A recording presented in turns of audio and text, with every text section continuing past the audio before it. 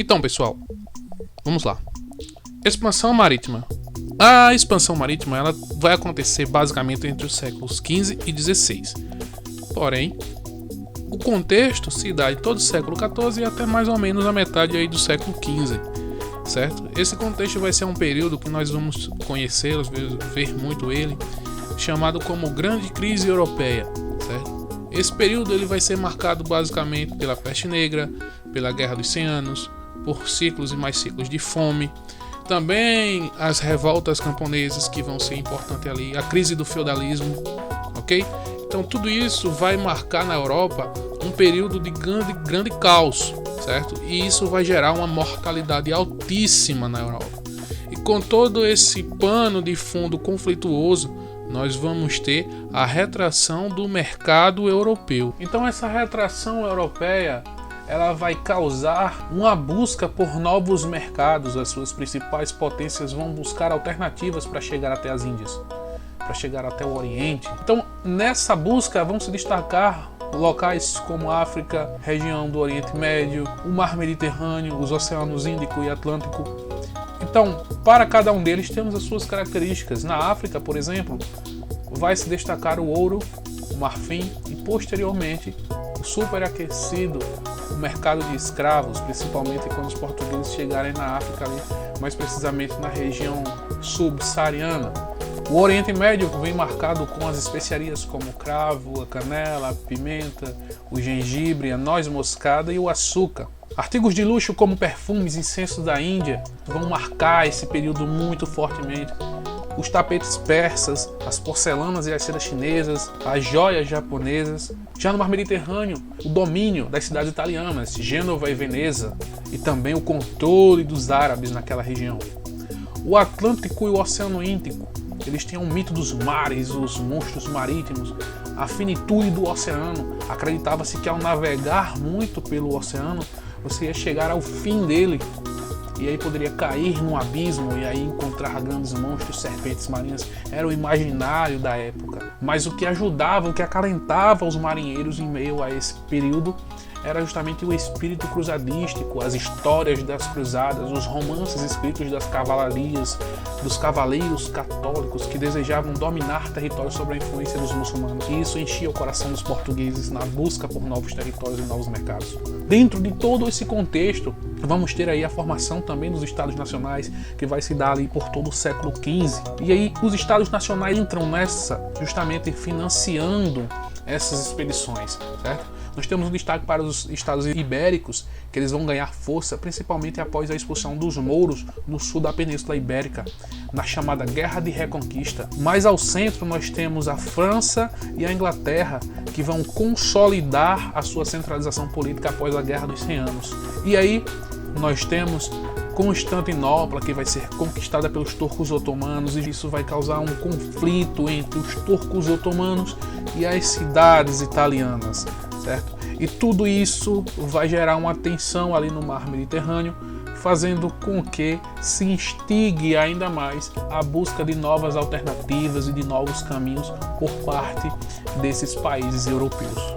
Diante deste contexto, sabemos que o pioneirismo em relação a novas conquistas, as novas rotas de comércio, então o pioneirismo português, ele tem uma explicação.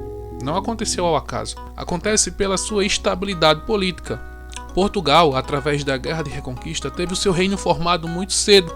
Era a formação do reino português em 1139, o chamado Reino de Castela, condado portucalense da dinastia dos Borgonha. Ali vai acontecer posteriormente, dentro da Revolução de Avis. Após a Revolução, o rei Dom João vai chegar ao trono entre 1383 e 1385, se dá essa revolução. E aí, o rei Dom João de Avis vai manter o seu reino e um dos seus sucessores vai realizar a aliança com a burguesia. E essa aliança entre o rei e a burguesia, certo? Ela vai trazer à tona a escola de Sagres. Essa escola de Sagres, ela vai ser fundamental para o pioneirismo português, porque vai trazer à tona a invenção de caravelas, o leme, a incorporação de instrumentos que eram utilizados em outras regiões do mundo, como bússola, astrolábio, quadrante E também no mesmo período era desenvolvido a cartografia náutica. Dentro desse contexto, sabemos também que Portugal ele tinha uma experiência atlântica, porque ele negociava com os países do norte da África e também com os países do norte da Europa, ali mais ou menos por volta já desde o século VIII. Então, esta experiência portuguesa facilitou, vamos dizer assim, a sua exploração no Oceano Atlântico. E como se deu essa movimentação portuguesa? Se deu basicamente através do périplo africano. Aqui nós vamos entrar nas principais rotas. Então, Portugal ela vai pelo périplo africano. E que parte é essa? Se dá basicamente ali entre o contorno da costa atlântica na parte africana, o contorno da costa africana do Oceano Atlântico. Então, o principal ponto conquistado em 1415 foi o Celta africano, que é o atual Marrocos, um ponto muito fundamental para o desenvolvimento das próximas expedições portuguesas. Em 434, os portugueses ultrapassam um dos principais obstáculos, que seria o Cabo Bojador. Depois disso, eles vão chegar à África subsaariana, e aí também começar um destaque aí para o mercado de escravos. Vai começar a se processar. E a gente dá uma pausa e vamos dar um salto para 1488 com a expedição de Bartolomeu Dias, que aí sim nós vamos dar uma atravessada ao Cabo das Tormentas, posteriormente chamado de Cabo da Esperança. Só após 1488 é que Portugal finalmente consegue de fato chegar às Índias.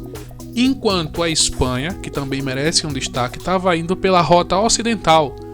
E como era que estava se processando essa rota ocidental? Para isso a gente tem que dar um pulo no passado, no ano de 1469, com o chamado Casamento dos Reis Espanhóis, onde Fernão de Aragão e Isabel de Castela se casam e unificam os dois reinos. Eles vão avançar sobre a região sul, dominada pelos mouros até então, e vão reconquistar o reino de Granada. Só em 1492, com a expulsão dos mouros, finalmente os espanhóis vão se lançar agora em busca do Oceano Atlântico, em busca de novas rotas. Então vai surgir um cara muito conhecido por todos nós, chamado Cristóvão Colombo. Ele, acreditando na esfericidade da Terra, queria chegar até as Índias, contornando todo o planeta através do mar, indo pelo outro lado, justamente para fazer uma rota alternativa à rota portuguesa. A rainha Isabel de Castela acaba mesmo achando estranha a ideia, porém ela patrocina essa expedição de Colombo e no dia 6 de setembro de 1492, Colombo parte da Espanha em direção ao ocidente e ele vai encontrar novas terras, uma nova região que hoje nós sabemos que é a América Central, mas à época acreditou-se que poderia ser as Índias. Acreditando que de fato descobriu uma rota alternativa para as Índias, Colombo ainda fará mais 3 viagens em relação àquele continente. Esse quadro só vai mudar com a chegada do cientista cartográfico chamado Américo Vespúcio, onde vai fazer um levantamento de toda aquela região descoberta e vai constatar que não se tratava das Índias, mas de um grande continente. E aí esse continente receberá o nome de América, em homenagem a tal cientista. Para garantir a exploração desse continente, a Espanha vai procurar o Papa Alexandre VI, que vai dividir o Atlântico entre Portugal e Espanha, traçando uma linha imaginária de 100 léguas a oeste das ilhas de Cabo Verde, que eram pertencentes a Portugal. Esse vai ser o Tratado Intercoetera, em 1493. Portugal vai ficar chateado, não vai concordar e vai contestar esse tratado.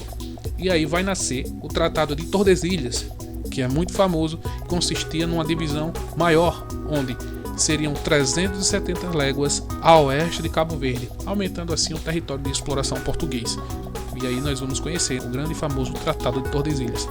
Já em 1498, de fato, os portugueses vão chegar às Índias com a expedição de Vasco da Gama. Essa expedição vai ser uma expedição de caráter militar, porém terá grandes conquistas significativas de entrepostos na Índia.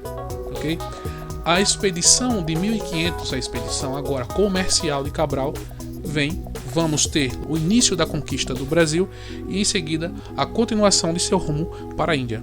E aí nós temos a nova configuração de todas essas regiões que serão descobertas, entre aspas, ou conquistadas pelos portugueses e espanhóis. Nós temos aqui algumas das principais consequências, vale salientar, deste momento. Que consequências ou quais consequências foram essas?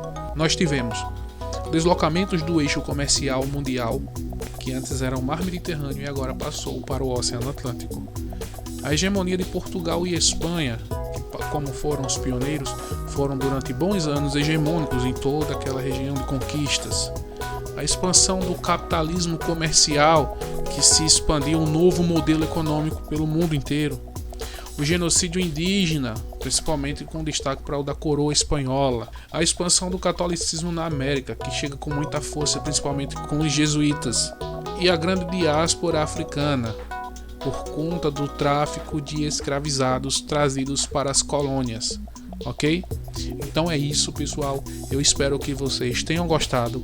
Continuem buscando, continuem estudando, continuem se esforçando. E eu tenho certeza de que vocês vão conseguir um desempenho excelente nas provas. É isso, até a próxima e aquele abraço, galerinha. Foco nos estudos, hein?